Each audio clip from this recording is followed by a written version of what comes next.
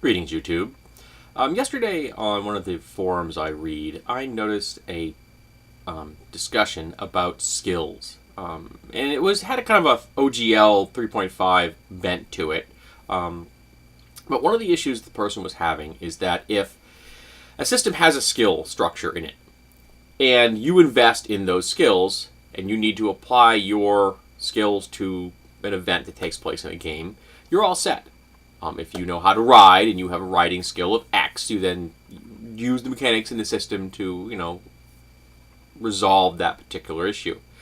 But if you don't have a riding skill, you're obviously going to be at a disadvantage. We know a character will be at a disadvantage. I have no idea if you can ride or not. And the issue the person was having is that if the player can come up with a plausible explanation for why, under that particular circumstance, their character should be able to use this skill. They tie themselves to the horse, for example.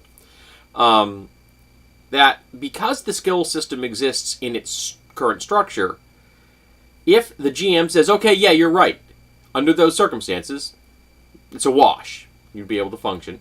The person that has invested points in the skill, the person I mentioned before, will have their character investment devalued because they didn't come up with this clever idea. So they now have fewer points to spend in other places that this other character that came up with the clever idea does. And I think that's a valid argument. The person's solution to this argument, and I'm going to use air quotes here, was to kind of go the OSR route with making things simpler. So you can bring it all the way down to the classic OSR solution to any of these kind of skill problems, which is don't have a skill system. Base everything on your stats. And in the classic AD&D style game, that's 6 stats. I'm saying if somebody wants to take a ride and since there is no skill system, you just roll on your dex, modifying it by an appropriate amount in case if they're trying to carry a player piano. And again, the person has to have an explanation for the most part, and your stats end up becoming very weighted in many ways. That because riding is always going to be 10 dexterity, the character with the higher dexterity is going to be better at riding, even though it would make sense that another character who doesn't have as high a dexterity may have had more exposure to riding situations. They're not getting a bonus. And if you give them a bonus, you just created a skill system. And we're right back to the original problem.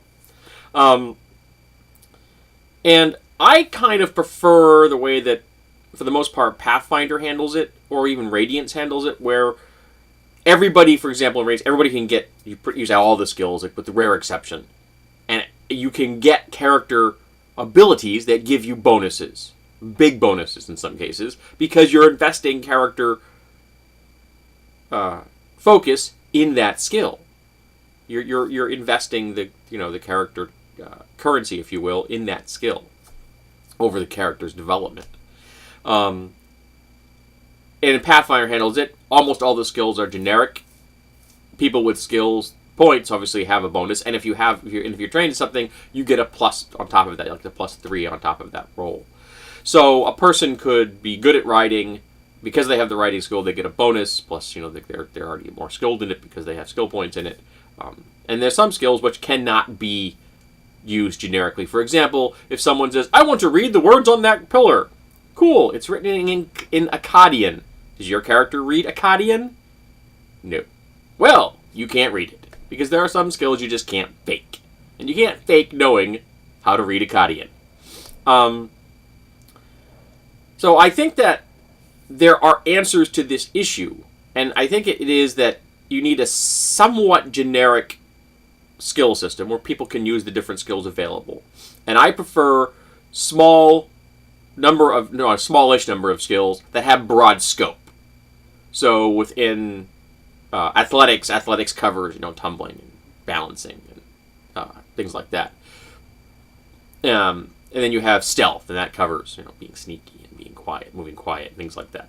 And you have some kind of thievy type skill that covers pickpocketing and lockpicking. If you don't want to have it specific skills for that kind of thing. So I prefer to have, there'd be 24 broadly defined skills, or even less than that, as opposed to there being 50 specific skills, unless you're going to have huge amounts of resources they can spend on those skills. Because the more skills you have under like an OGL system, you have to bump up the skill points. Otherwise, you're making those skills become inaccessible to lots of people. So I prefer a smaller number that are broader, as opposed to a lot of skills which are tightly focused. So I think there is an answer. And I don't like the OSR response. That is probably not going to come as a surprise to some folks to hear that. I prefer a structure, and I prefer one that reflects a character's development over time, and it makes sense that this character knows this because over time this character has focused in that skill, partly by choosing their class, and I am discussing class-based system here. But it could be also a non-class system where someone just invests a lot of points in a skill.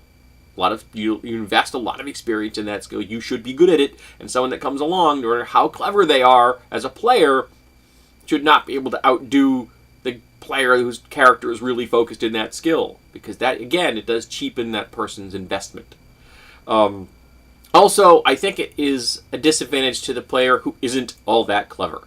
They could be a great player, they could be a nice person, they just don't necessarily think along the lines of coming up with a solution to a problem on the fly that would allow their character to have an advantage in that situation, whereas another person who is good at that can. And that means that player's gaming experience is going to be reduced because they couldn't come up with the idea they needed at the time. That's why I think we need a skill system.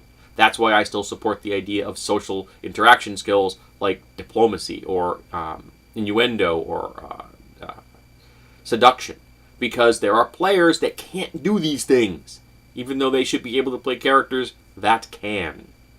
So I'm interested in hearing what people have to say about skills. Where do you fall on this spectrum?